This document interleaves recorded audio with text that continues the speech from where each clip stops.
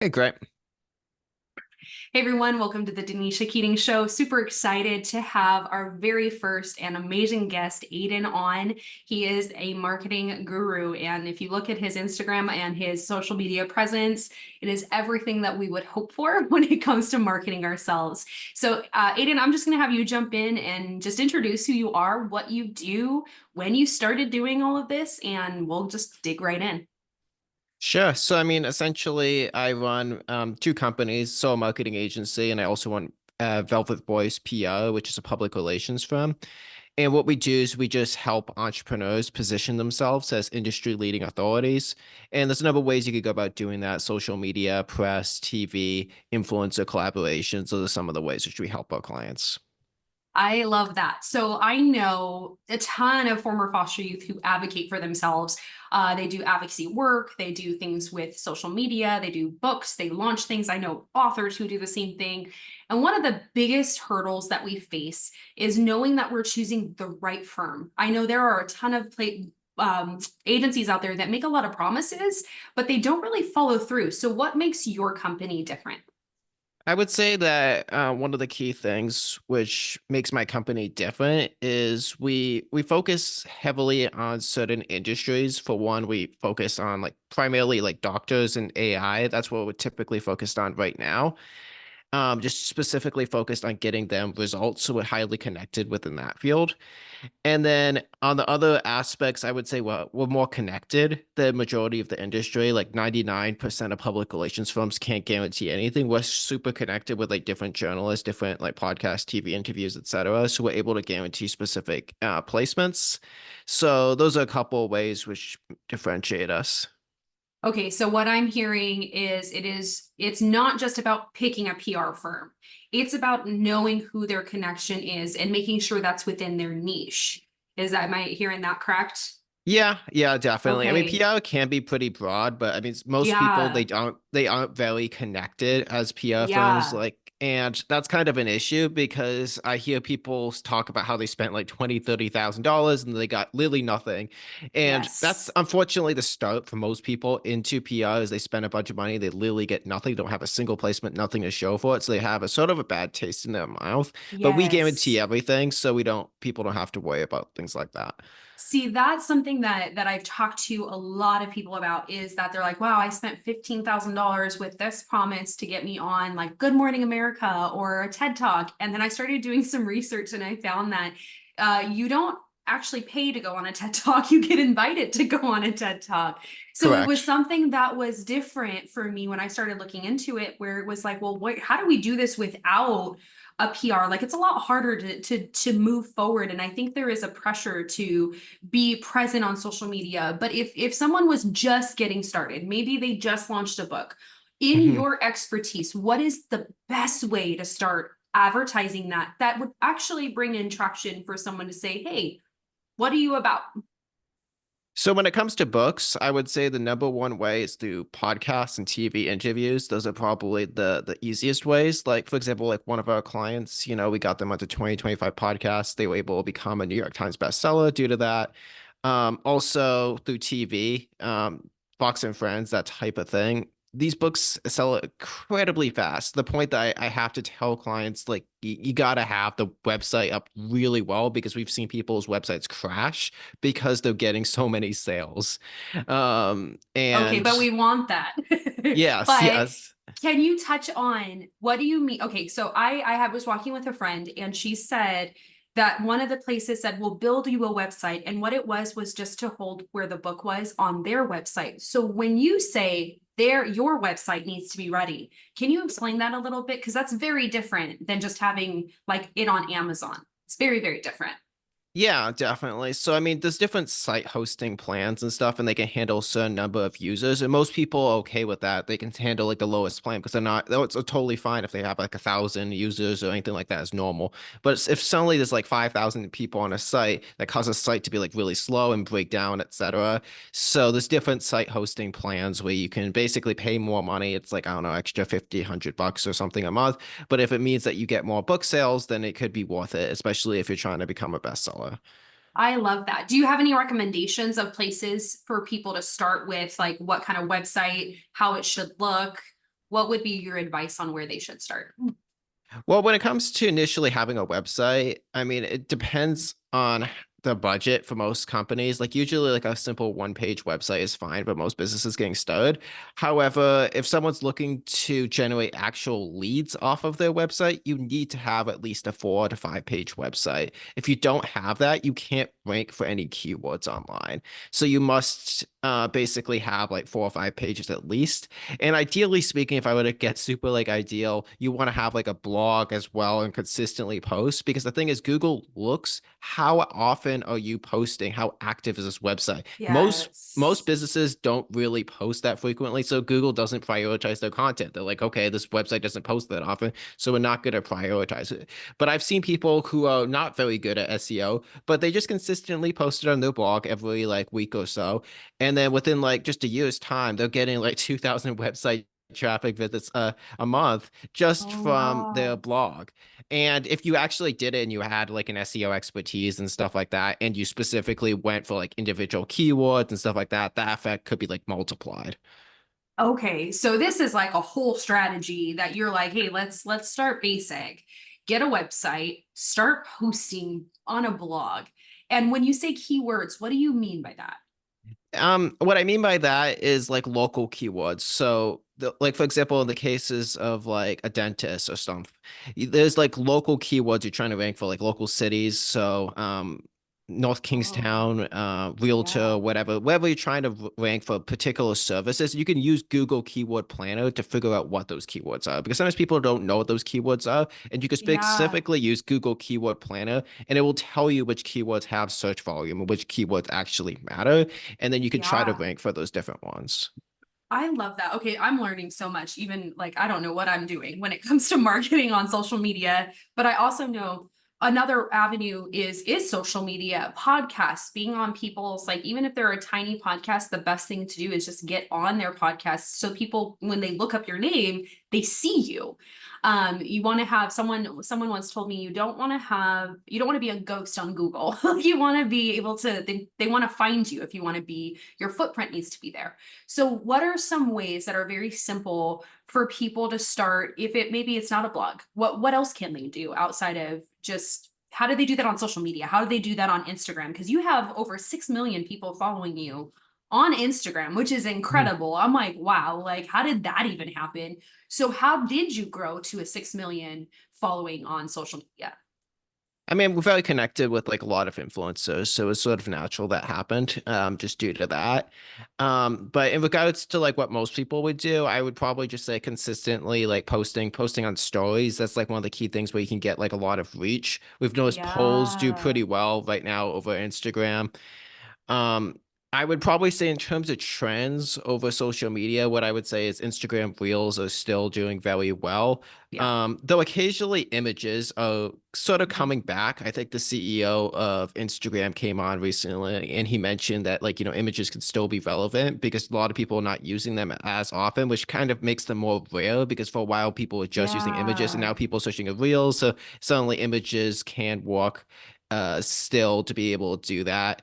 And I love hashtags that. do matter. Some people think hashtags don't matter. They do actually still matter. They do. So So, explain, can you explain that? Because I think so I've heard that a lot where people are like hashtags don't matter. Can you explain what hashtag why like why does it matter and what does it do?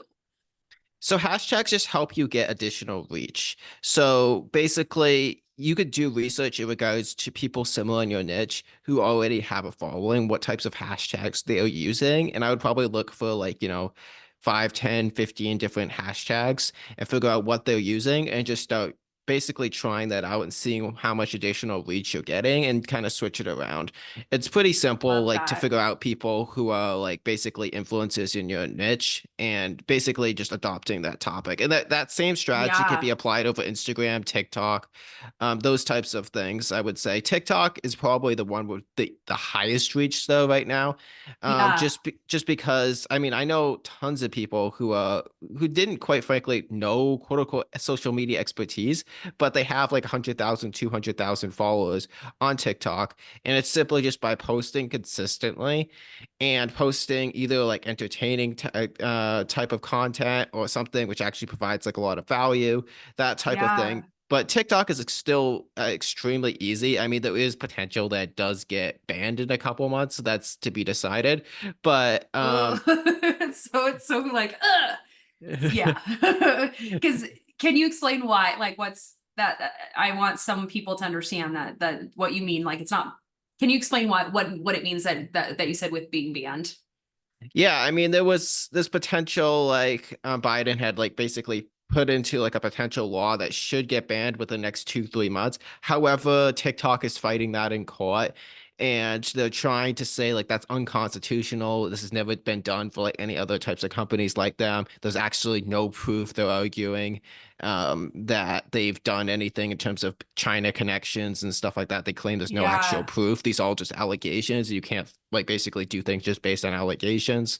So they're trying to fight back. The probability says they'll most likely will get banned regardless, and this is just kind of like a last stand. Yeah. But we'll have to see.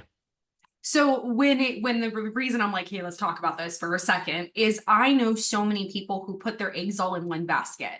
They go, okay, I'm just going to use Instagram. I'm just going to use TikTok. And that's how they're trying to market themselves. And what you've said from the beginning is like, you need to get on TV, you need to do a blog, you need to have your website. And you're saying like, you need to be in all of these areas, even though it can feel hard and that there's a lot of research that you have to do with it.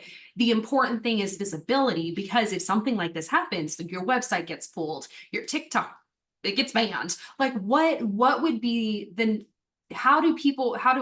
what can they do to grow if something like that does occur? Yeah, I mean, there's a couple of things. I mean, assuming TikTok as like a company doesn't get banned, if your TikTok or Instagram account does get banned, which does happen pretty frequently, actually, um, Yeah. I actually know a ton of like people within Meta, within TikTok, et cetera, like executive people who could basically get that account back. So I've done that for clients a number of times to be able to help them Yeah. claim certain stuff. And there's also certain people they have quote unquote inactive usernames. No one even has that username. You're trying to claim that username. Nobody even has it. And I have the Yeah. ability to help people actually get those usernames. So there's things like that. I've noticed that pretty much every single aspect of social media in terms of like usernames, in terms of a lot of things can be gained for like a price or so. You just have to know the right Yeah. people. See that, but you said that earlier too, where you're like, you have to know people and you know people, and that's how you're able to grow. And it's not, you're not trying to do it by yourself. And I think that that is where we make the mistake when we're growing social media. We're always like, I'm just going to post on Instagram and I'm just going to post the same thing over and over again, just looking a little different. And it's like you're losing out on the collaboration piece. You're losing out on the networking. And someone like you, if I were to have I maybe do something wrong on Instagram and Instagram's like, hey, your profile's gone, me knowing that I can reach out to you and be like, hey, what can I do? And you'd be like, okay, this is what we got to do. There's, we got to do this, and this. You know who to talk to. And I would have just given up. I would have been like, oh, like, this Yeah, sucks. Why did this happen? And I may have tried to start, I know a ton of people, they try to start a new account and then that one gets banned because what they're doing is against the regulation of the actual site, that it's like change what you're doing. Don't, the definition of insanity is doing the same thing over and over again expecting different results. Let's do something different. So exactly. if someone is not wanting to change it up, they're not going to really find the success though, because they're just kind of like, I'm just going to do the same thing. And you're saying like you need to get connected and you need to try to do different things, but pay attention to like what the influencers who are growing are doing, because they're the ones who they're growing. But when we, Exactly. if I get stagnant, and I kind of felt like my profile got a little stagnant for a little bit, and I was like, oh no, like what am I doing? I just wasn't trying. I was like just Yeah. posting to post. And that once I started actually thinking through my content of what was the message I wanted to put out there, I started growing again. But how do you reach, like I think that that's hard because I'm a foster care advocate. I do a lot of stuff in the foster care community, but I have so much more than that to offer. So how would Mhm. I grow my social media if I'm like, I'm doing collaborations? I feel like sometimes you get to that point where you're like, is this worth it anymore? Because it's not growing. So what can I do to kind of help push my profile through the algorithm to really help get it out there? In terms of getting more followers, or like what would be the end goal there? More followers, more views, more website visits. Like I feel like we could have following, but we don't have like you have how many companies? Two, you said two or three. I too. feel like it's Yeah. two. That's revenue. Like I want revenue to come in. That's the end goal. So how can I do that? Because I've seen Yeah. people who have a small profile and they're making millions, and then I have see people who have a large profile who make $0. Yeah. So So how in do we terms do of that? yeah, I've actually seen that a lot in terms of influencers. Like I've talked to influencers who have like 15 million followers and I ask them like how much money you making on a monthly basis and they're like close to zero. Zero. You're like, what? How? Like, how are you not leveraging this? So talk to us Yeah. about that. There's a couple of ways you could go about doing it. The way a lot of people are doing it is through paid communities. So they're basically creating communities and charging on a monthly basis. And that's pretty successful in terms of you provide something of value to your audience. And the way you even figure out what to provide is you do like different polls, like would you be interested in like a paid group or something? If I were to provide extra value, for example, food influencers could provide some like one-on-one or group calls and stuff like that. And people would probably join that. But if they don't figure out what that is, because a lot of people make the mistake. This is the most common mistake I see among influencers is they start at something, they don't even know what the audience wants. They just do it because they think they might want it, and then it just totally fails, and they say, "Oh, paid communities don't work, so I'm just not going to do it." Um, Yes. Yes, I've seen that. So what would it be? So you said connecting with your audience and saying, what do you want to see? yeah, But how, okay, so this is where it can get sticky. This is sure. where I see it. I see people get kind of mixy with this because they want the dollar, but what they do is they change who they are and they don't have value in it and then they lose motivation. So how do they find value and then attract the right following? I would say when I'm referring to value, I'm referring to basically things which your audience are looking for, but not also just like not compromising your values, so to say. There's got to be sort of a balance there. It's kind of case by case. Like I can't tell someone like, hey, these are your values. So it sort of Right. depends on that actual person, but so not completely changing your total view. I mean, I have seen people do that and tactically be successful. Like certain people on YouTube have said, like, Right. I don't feel like I'm authentic anymore. Like I'm getting a ton of like subscribers, but this isn't really happy to me anymore. Yeah. So what I'm referring to that is like there's a lot of different things you could create like a paid group. You Yeah. could do like group calls and trying to figure out what your audience works, but obviously not doing things which put you completely out of your comfort zones. That's sort of on a case by case basis. So it's getting out of your comfort zone in a sense of what are the people following you asking for? Like I know someone had said there's not a lot of people who want to see you on a boat, but maybe they want to see that like you're authentic, like, hey, this is my struggle today. Like a lot of moms, I feel like fall into that where we're just like, we don't really as a toddler mom, like I'm like, can someone else show me that there's chocolate on the floor? Like, not that you're on a boat. Like that just doesn't, I don't relate to that. But if the person Yeah. says, hey, do you want to see more content about like the day-to-day life that I have? I'd probably be like, yeah, I want to see what that looks like for you. How are you successful as a business person and a mom? That would be content I want to follow, but I also want to grow. So let's look at this and this. But what you're not saying is, which we can see people turn to, is like, hey, do you want me to be like have a jackass moment where I'm like jumping off a building because I think I'm going to get a follow for that? And then you're like, I broke my leg. That didn't feel good. You don't want to keep doing that content. So it's being authentic to your individual values, which is going to be different for everybody, but also understanding that people who are following you for a reason, and you can add value to say, here's what I have to offer if you follow me. Am I hearing that correctly? Yes, yes. But I was also referring to like within like a paid community, like you could create communities within school and stuff like that. And you can Yeah. create entire communities where people are subscribing to you on a monthly basis, Yeah. for educational purposes in terms of like a lot of different things. And that can make that's made influencers a lot of money. Like certain Yeah. influencers who have like 10,000 followers, I usually see around 1% of their audience is converting into actual paid Mhm. subscribers who are not paying a lot of money, 50, $100 a month, but that adds up the more and more followers you have. So if you have 100,000 followers, 1%, that's like 1,000 people, each paying $50 or so, maybe $100 a month. That could Yeah. be a lot of additional money. And it's a community, so it goes beyond you. Like they're interacting with each Yeah. other, providing like tips to each other and stuff like that. You come up with like different like games and like, one of the great things about Skool as a platform, it's skool.com, is that Yeah. you can create rewards for people who engage a lot within the community. Oh, S- yeah.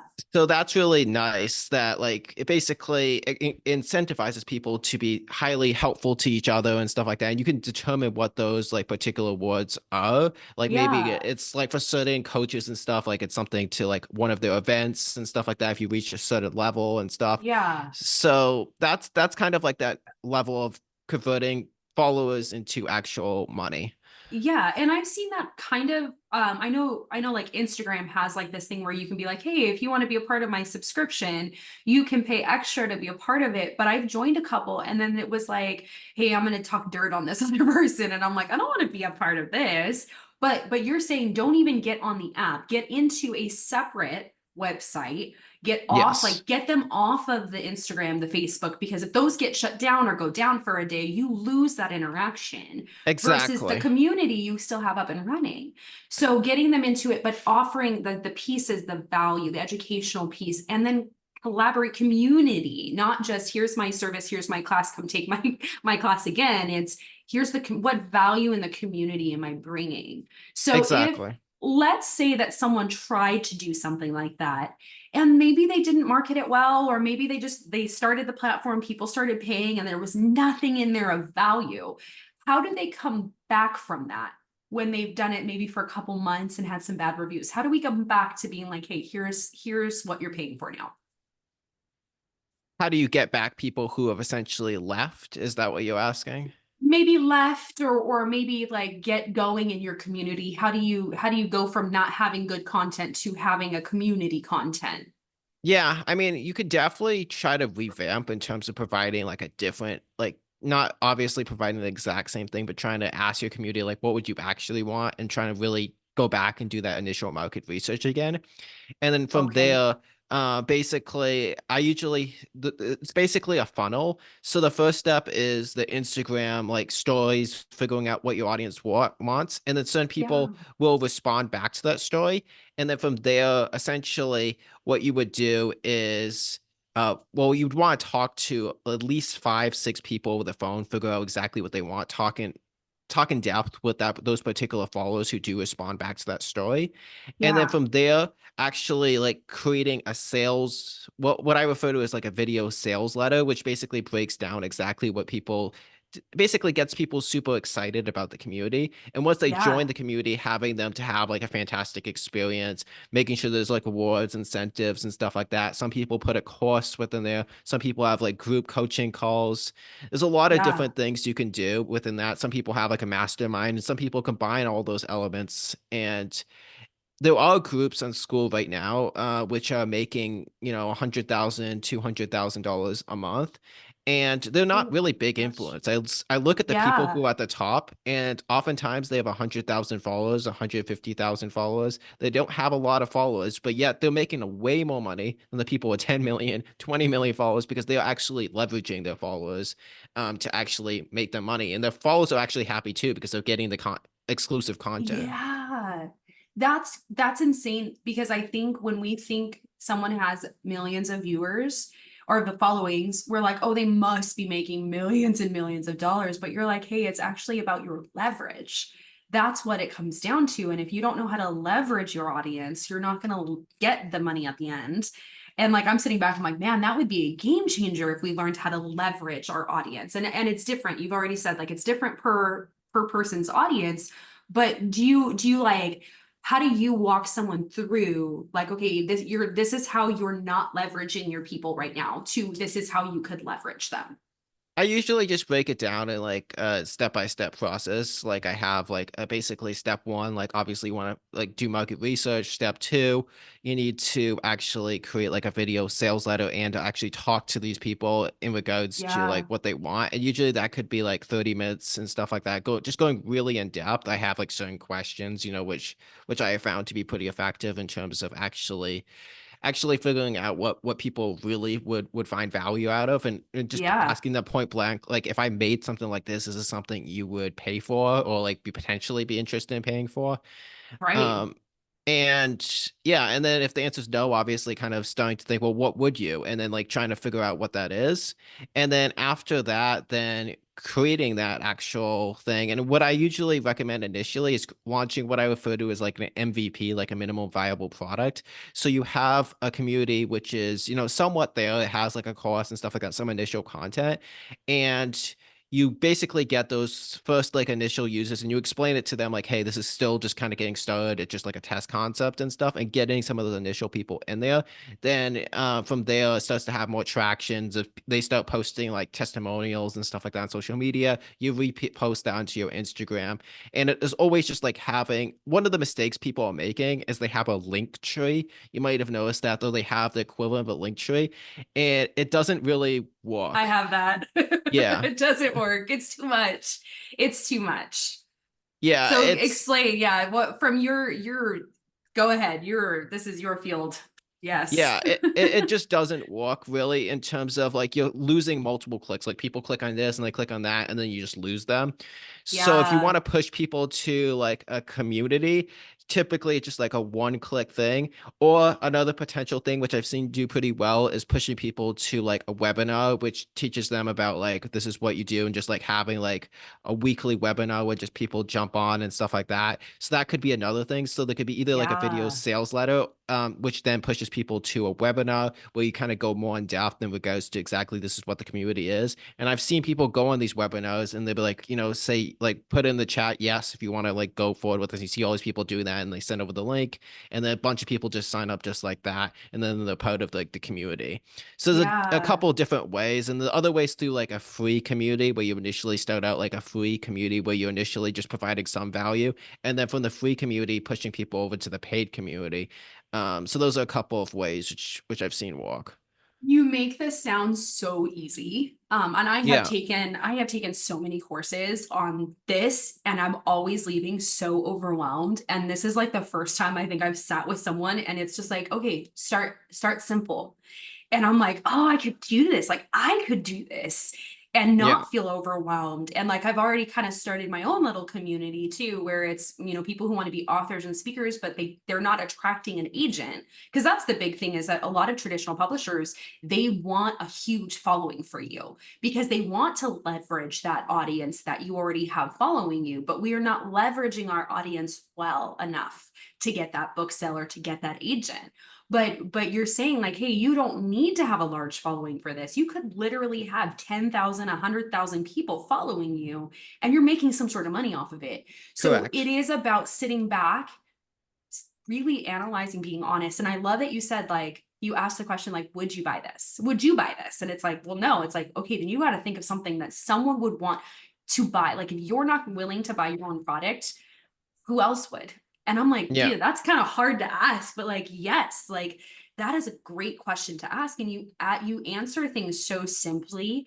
So if someone was wanting to start with this website first, get a website that can build attraction, and then start something small, like posting in your stories like, hey guys, I want to, like, what do you want to see today? I think I always get stuck in like, ask me a question, like I always do that, and like nobody responds. But then if I like say like, hey, do you guys want to tour my house? People are like, yeah, let's see your house. I'm like, that's kind of weird, but that's kind of cool too. So it's kind of saying like, oh, hey, what are you struggling with today? How can I uplift you? That's going to be different than, hey, just ask me a question.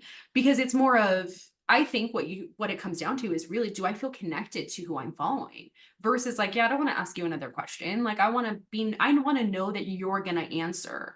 And Yeah. I don't have a big following on Instagram. I think I have about just under 40,000, which is, people are like, wow, that's a lot. And I'm like, but it's not a community. I haven't been able to leverage that following yet.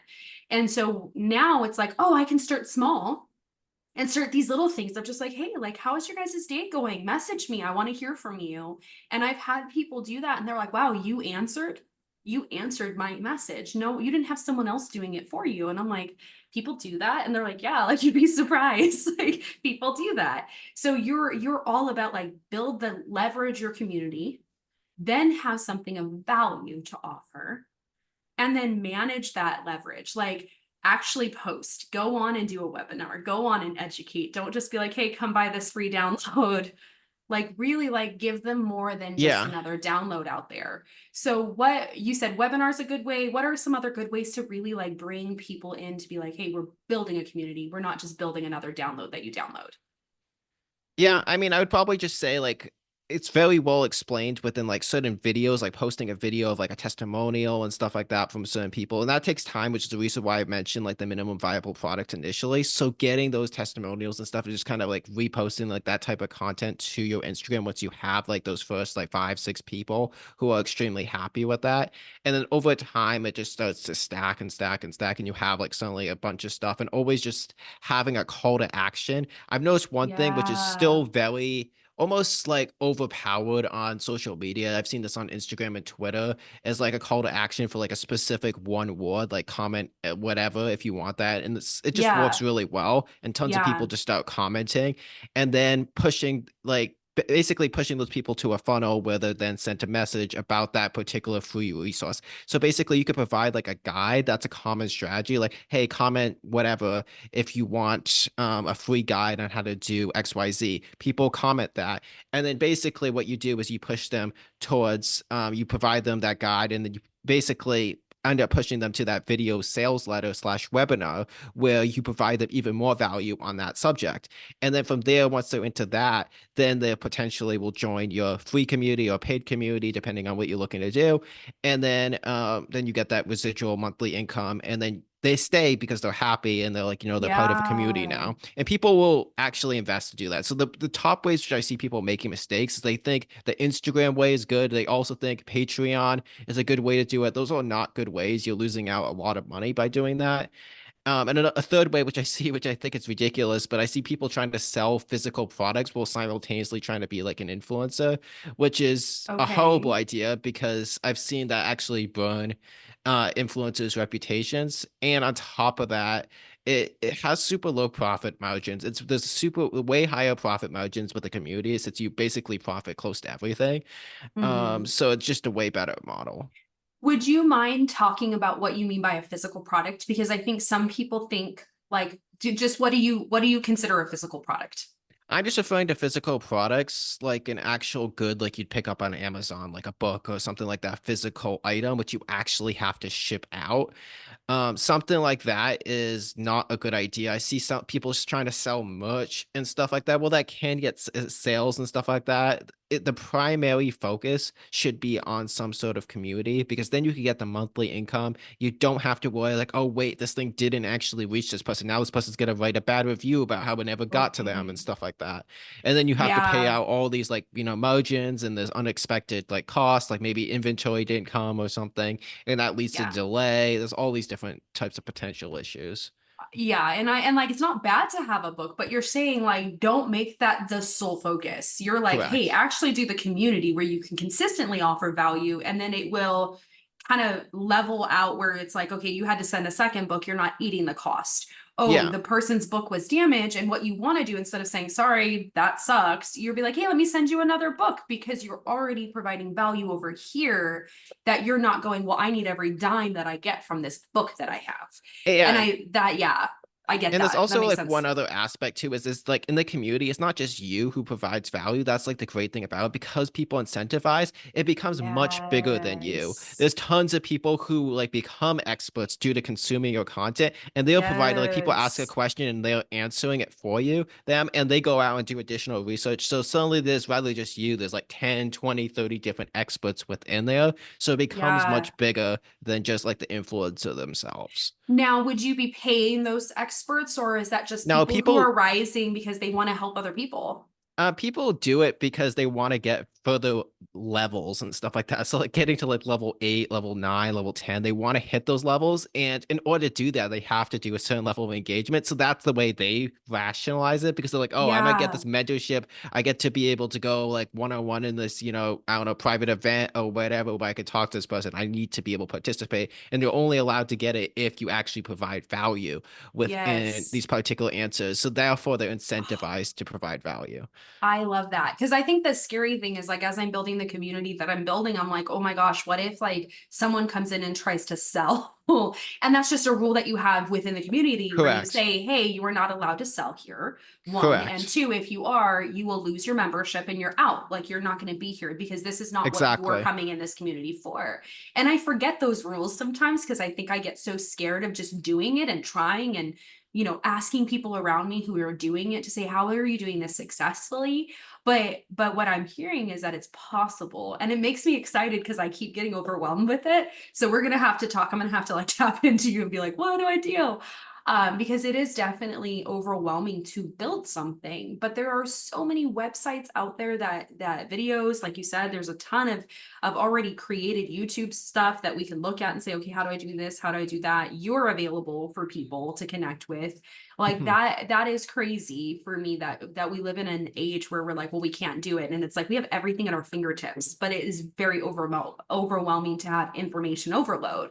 And you're saying what really people are where people are finding success is building value within a community.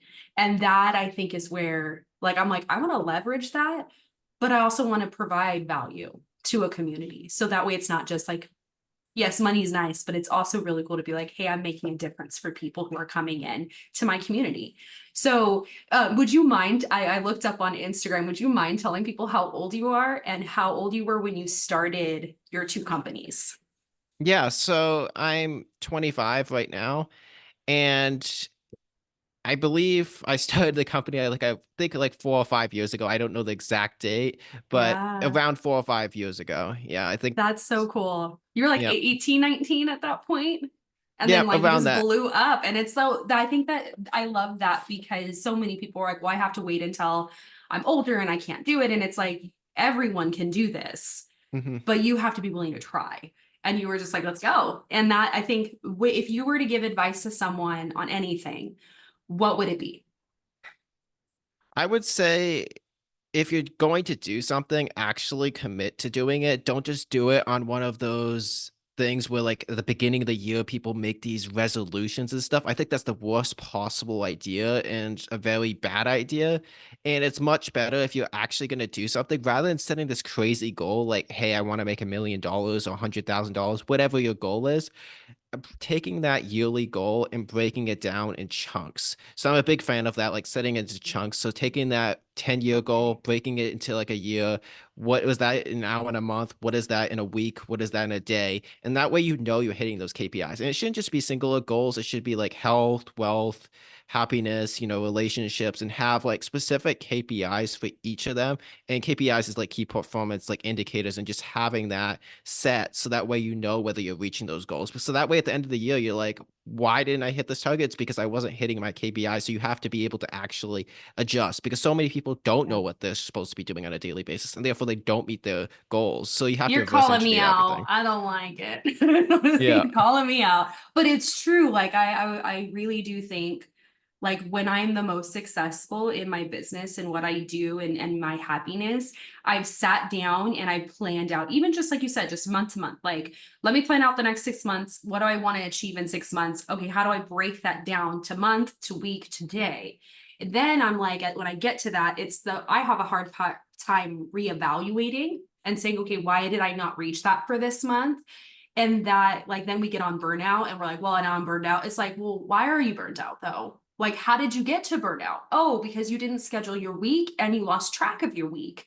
So you're Yeah. like, okay, we got to look big and we got to scale it in. You keep saying that, look big and scale it in. And I love that you said don't try to do it all in a year. 10 years from now, I want to make $1 million. How do I do that in the next year? How do I do that and break that down in a 5-year goal, a year goal? Now, what am I doing today to get to that 10-year goal? And that I think is where we lose so much within our planning is that like you said, people, New Year's resolutions coming up. That's around the corner. So many people, I want to be a millionaire. I want to do this. I want to do that. I want to travel. And then we get to like January 15th and we're just like, screw it. It didn't work out in 15 days. And it's like, but you planned in August what your January 15th goal was. Why didn't you start in August? And I'm like, man, that's why I'm like, you're calling me out. That's not fair. But it's good because I think we forget that often. especially with something like this, is that we see somebody else doing really well at it and we're like, I could do that too, but we didn't invest the behind the scenes to get to that success. We're just kind of, hey, I'm going to do this, I'm going to try it out and see what happens, and then we're like, well, that didn't work. And it's like, well, that person found success because they applied what they learned, versus you just went out and kind of just tried whatever you were doing, but you didn't take the feedback, you didn't take the lesson, you didn't try in a way that would have actually gone in the steps that they did. So you didn't do the formula. You didn't do the formula. And Yeah. I think that that's super important, is to watch that KPI and say like, okay, now when do you reevaluate and say, okay, am I hitting the goal? You know, is it 6 months after, or is it a month after, a week after? Are you looking at the future while you're in the present? How do you evaluate when you do that? It depends. Like, you also want to figure out what if your goals change, because people change as people, and certain types of things are no longer important to them. So maybe having money is no longer as much of a priority because you already have that goal. Like, you realize, like, wait a second, I already have a couple 100,000. I don't really care about having an extra 500,000, 800,000, whatever. It's more important for me to focus on, relationships, or, like, yourself physically and things like that. So you gotta have to reevaluate. I usually try to reevaluate my goals every 6 months to be able to figure out, okay, does this stuff like still matter? I usually take like a week just to kind of evaluate and just look at everything in terms of like, okay, this worked out pretty well. Do these Okay. things still matter and stuff like that? I really like that. You take a week, not what I do in a day. Like, take a week to really reevaluate what you where you are, and you do it every 6 months. Because that, like you said, like our goals do change. And if 6 months from now we're like, hey, that's not actually a goal that I want. I'm looking very different than what I thought it would be. So let me reevaluate to change and shift this. That actually prevents the burnout right Yeah. there. But even setting So goals to begin with, you automatically differentiate yourself, because there was a study done, I think it was a Harvard study, like people who actually set goals consistently over like a 50-year period were like 5 or 10x times actually more successful in terms of wealth than the people who didn't. So what I'm describing is more granular in terms of 5, 10-year goals, etc. yes. But even setting goals of itself is statistically proven to give you an advantage over people who don't. So even setting goals to begin with is already giving you an advantage. If you do everything which I mentioned, well, I mean, you're even more ahead, but just setting goals Yeah. already gives you advantage, because most people are just living life on autopilot. And unfortunately, life is just happening to them rather than controlling who they are basically becoming. They're like, oh, this is me now. But you should be asking, like, who am I becoming as a Yes. person, as an individual? Is this who I want to continue to be doing that? And you want to cut out all the Yes. negative things which are not pushing you to become the person you want to become. I think that's super important, because that was something a professor I had in like a very, very first day of college was like, look, I'm going to be very honest with you, students. Like, this is the long game. Like, a degree is the long game. This is not a quick fix. But what he said was, you are going to either wake up in 10 years from now happy with your choices, or really upset you didn't make different ones. So you need to, like, you got to ask yourself, you're not going to end up there by accident. You're going to end up there on purpose, but you might lack the purpose. And I was like, whoa, like, I was 19 and it was like, boom, like, I get it. I understand. And even though like my school life took a little bit longer, I was able to get my PhD, but I was able to go from 2009 to 2021 nonstop to school. Even though it was hard and there was moments of like, I'm like, oh my God, this is a lot. I still was able to say, this is the goal though. Like, this is a long-term goal that I have. But then like after I was done, I was kind of like, what's the plan now? So now it's like learning new things every day to be like, how can I apply this? How can I go out and do? How can I help other people? But how do I reevaluate my goals when there's not we don't really see that light at the end of the tunnel? And it's like, you just have to keep looking at it. Because like you said, the study from Harvard is like, people who end up with a plan isn't like, I'm planning out every single day, every single moment, how I'm going to act. It's just like, these are the goals that I have for this year. And here's what I'm going to do to get to that goal little by little. Because we're not going to be able to do that. We're not going to end up getting to our January goals in August by the end of this year. Like, if we start today, we're just never going to get there because we didn't start in January. So we would need to reevaluate now and say, okay, we have September, October, November, December. We have 4 months. What can we do in this 4 months that can Yeah. get us a little closer to our goal? And then let's reevaluate our January goal because we missed it the last 6 months, 8 months, 9 months. Yeah. Do you have anything else you would like to add before we end our conversation? Yeah, I would just like to add like one little caveat there is not putting too many things on the list and figuring like what really matters to you in terms of like the That top part. 5 things. So many people make this mistake and they put like 30 things on the list and like there's no way you're actually going to do that, nor should you be doing that in your Yeah. entire day. So you should specifically focus on like which things actually matter. Like sometimes I look like at my like, to do list or whatever for the day and I'm like, okay, I have Just too 20 things I much. need to do. Which things actually matter? Which things are actually going to push the needle? Because there's never like 20, 30 things which you should be doing. It just becomes Yeah. this split focus type of thing. It becomes your focus becomes like a pizza and you're going in all these different directions, and that's a path to Yeah. failure. And it like there's a friend of mine, we were talking about it, and I was like, there's this somebody was just like, you're poor busy. And I was like, yeah, we're poor and we're still busy because we're just doing busy work. If we're gonna be poor, might as well just be poor instead of poor and busy. And what I found was I was just filling the calendar. I was doing a bunch of stuff that just was, like you said, not moving the needle for me. And when I stopped just being busy and started looking at like, okay, what do I have to do today that actually moves the needle? I stopped saying yes to a bunch of stuff that didn't matter. And it was little things like, hey, do you want me to look at this? Hey, do you want me to look at that? Hey, I'm going to go clean this, where it's like, that doesn't need to be done. Like, it just doesn't need to be done. It doesn't need to be clean a third time today. Like, that's busy work. So how do I set myself up? And you're saying scale back. Like, what are the 5, 10 things that I can do today? And I think in my head, I'm always like, okay, my kid goes down for a nap and it's 2 hours. And I'm like, I'm going to do 30 things. And I'm like, no, you're not. You're going to do one thing in the next 2 hours because you don't have 15 hours to do that. You have 2 hours. And so I love that you said that, because the reality is we do that, I think, too much. Is there anything else you would like to add? Yeah, I mean, like Warren Buffett was like well known for having like big empty spaces throughout his day. Like he met with Bill Gates and he was talking about it, and like that was actually one thing he taught like Bill Gates. He was like, "Wow, like you mean you don't have busy work like at all times of day? You don't have like a time slot, and yet you're worth like $70 billion." It's because he prioritizes like the things which actually Yeah. matter. So he's like, "Oh, you're reading 7 hours a day because that's how you consume knowledge and stuff like that." So like basically focusing on the actual things which matter. It doesn't have to take a lot of time. Just takes whatever time it takes, but you don't want to Yeah. just like be filling your entire day with busy work and be like, oh, I accomplished so much today. But like, what did this actually do in terms of end Yeah. results? I think that's such a hard question too. And it's such a hard thing to sit in when you're in it, because you're just like, Yep. okay, this doesn't actually move the needle for me. And it's just busy work. But we Yeah. And don't, hard as an, work. yeah, go ahead. Yeah. I basically it's all about like work hard, but don't work hard just for the sake of work hard. You have to work smart too. And that's a big thing which a lot of people miss out on, unfortunately. I think that that kind of happens a lot in the corporate world, is that the busier the calendar looks, the more that people think you're doing a lot for the company. And it actually, like you're saying, you're like, it doesn't actually do that. Because if it's the right things, it'll move the company forward. But if it's the wrong things, you're actually just staying stagnant.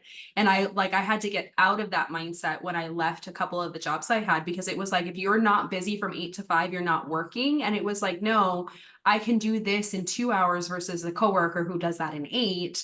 I'm more strategic with how I do things. I'm not cutting corners. I'm doing it still very well. So it's like you have to add that value to say, am I just busy to be busy at this point? Like you have to, that's a Yeah. hard question to ask like internally, because I have felt that for a little bit, where I'm like, man, I'm just busy to be busy, or I'm wasting a lot of time doing nothing. And it's like sometimes those days are needed where you need to rest. But that's not what you're saying. You're just saying like you can't fill your calendar up to where you are not doing anything that's actually of value.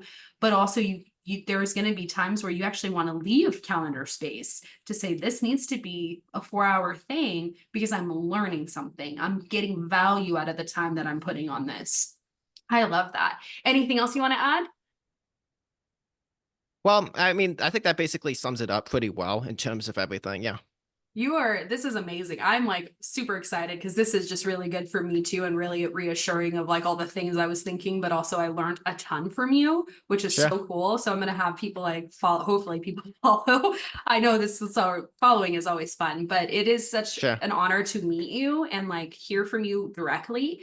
But yeah, so that this has been great for all of us, I think. And it's really exciting to see who can put this a part of their daily schedule, even if it's just something small. So thank you so much for joining us. Everyone else listening, have a great day.